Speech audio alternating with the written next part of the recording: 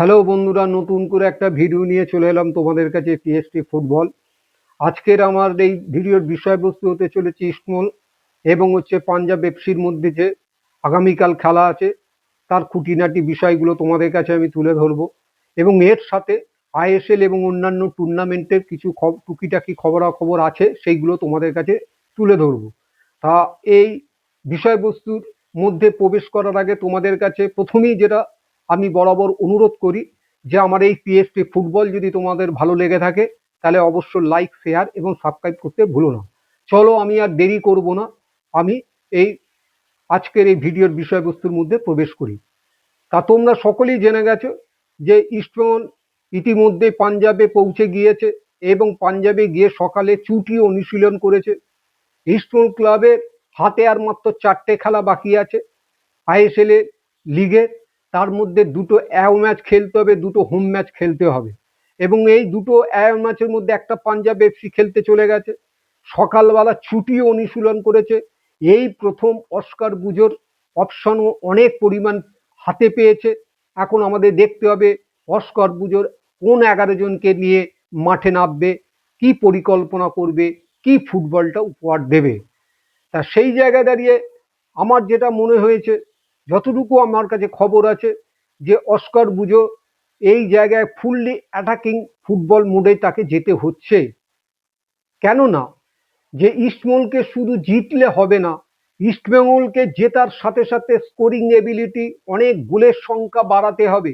এখন সেই গোলের সংখ্যা যদি বাড়াতে হয় তাহলে প্রথম থেকে শেষ অবধি অল আউট যেতে হবে। অল আউট মানে যারা স্কোরিং এবিলিটি যাদের খুব ভালো এবং অ্যাটাকিং থার্ড ম্যান যেখানে মুভ করতে পারবে, এরকম প্লেয়ারকে সেই জায়গায় একাদশে স্থান দিতে হবে। তাই সেই জায়গায় দাঁড়িয়ে অস্কার বুজোর প্রথম একাদশ যেটা আমি মনে করছি, যে এরকম একটা একাদশ হবে। গিল তো থাকছেই, দুই সাইড ব্যাক মোহাম্মদ রাকিব এবং নিশু কুমার, এবং ডিফেন্সে আনোয়ার, নয় লালচুঙ্গা, আর যদি হেক্টর ইউনুস থেকে তাহলে মাঝ মাঠে একে নিয়ে আসতে পারে আনোয়ারকে, বা আনোয়ার লালচুঙ্গা স্টপারে থাকতে পারে এরকম। তবে আমার কাছে যতটুকু খবর, যে একটু রিসাপলিং করবে, আনোয়ার আর লালচুঙ্গাকে নিয়েই স্টপারে খেলানো হতে পারে, এটা আমার কাছে মনে হচ্ছে। এবং হাফে তো অপশান আছেই, হাফের খুব একটা অপশানের অবস্থার ক্ষতিগ্রস্ত হয়নি। সাউল কেশপো আছে, সৌভিক আছে, এবং যা আমরা গত ম্যাচেও দেখেছি তারা প্রত্যেকে সুস্থ অবস্থায় কিন্তু মাঠে থাকবে। এছাড়া ফরওয়ার্ড লাইনে যেটা, যে বিষ্ণু এবং তোমার মেসি এবং ডেভিড ও দিয়ামান্ত কোরাস। এখন এই জায়গায় দাঁড়িয়ে যদি অস্কার বুজো সাহসিকতার পরিচয় দিতে পারে, যে বিগত যে খেলাগুলো, যে সিটারগুলো মিস করেছে দিয়ামান্ত কোরাস, যে বারবার আমি বলে থাকি যে এই ম্যাচটাই যদি আমাদের 4 গোলের মধ্যে রাখতে পারি তাহলে আমরা লিগ টেবিলে ভালো অবস্থায় পৌঁছতে পারি। তাহলে যে সিটারগুলো আমরা পাবো, ম্যাচে তো সবসময় সুবর্ণ সুযোগ আসে না, সুবর্ণ সুযোগগুলোকে কাজে লাগাতে হবে। তাহলে সেই জায়গায় দাঁড়িয়ে অন্তত ডেভিডকে যদি আমরা মেসির সাথে দেখতে পারি তাহলে কিন্তু আমার মনে হয় টিমের গভীরতা অনেক গুণ বেড়ে যাবে, এবং টিম কিন্তু সেই জায়গায় যেটা চাইছে অস্কার বুজো, যে 4-এর অধিক করে আমরা যাতে জিততে পারি, সেইটা কিন্তু সম্ভব হবে বলে আমার মনে হয়। এখন এই জায়গায় দাঁড়িয়ে আমরা দেখব যে অস্কার বুজো কোন রণকৌশল নিয়ে, কোন রণকৌশলের উপর দাঁড়িয়ে টিমকে বাছে এবং মাঠে নামায়, এটা আমাদের অপেক্ষা করতে হবে। এরপরে যে কথাটা বলবো, যে শুধুমাত্র এই খেলাটার ওপর আইএসএল এর এখানেই সীমাবদ্ধ না। আমি আগেও অনেকবার বলেছি তোমাদের কাছে যে এই আইএসএল এর কাছে অস্কার বুজোর যে রিজার্ভ বেঞ্চকে দেখে নেওয়ার ব্যাপার আছে। কেননা এরপর সুপার কাপ খেলা, সুপার কাপ এখনো লিগ ফিকচার তৈরি হয়নি, এখনো কোন জায়গায় খেলা হবে সেটাও এফএসডিএল এখনো তৈরি করে উঠতে পারেনি। কিন্তু আমার কাছে যা খবর, 2-1 দিনের মধ্যে ঘোষণা করে দেবে। অন্যান্য প্রভিন্সের কথাও আছে, গোয়া নামটা সামনের সারিতে আছে, এবং রিসাও আছে, আসামেও আছে, এবং তার সাথে যেটা আমাদের একটা ভালো খবর, যেটা যে আমাদের ওয়েস্ট বেঙ্গলও সম্ভাবনা খুব অতি উজ্জ্বল হয়ে উঠছে, এখানেও হয়তো সুপার কাপ হতে পারে।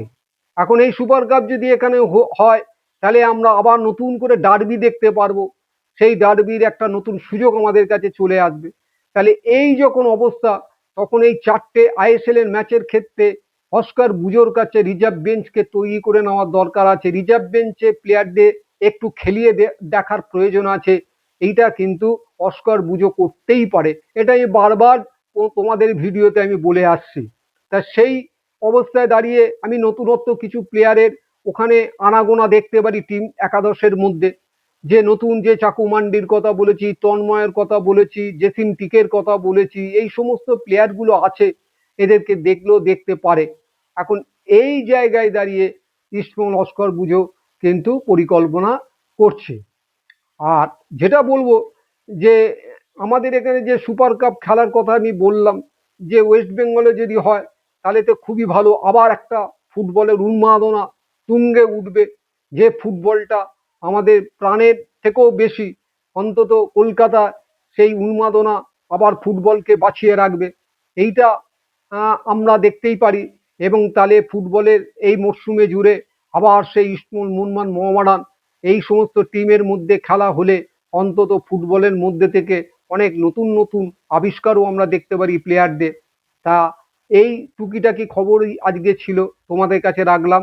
এখন এইটা যদি এই বিষয়বস্তুগুলো যদি তোমাদেরকে ভালো লাগে, তাহলে তোমরা অবশ্যই লাইক সাবস্ক্রাইব করো। আর আমি বাড়াচ্ছি না, আমি এখানেই শেষ করছি। ধন্যবাদ।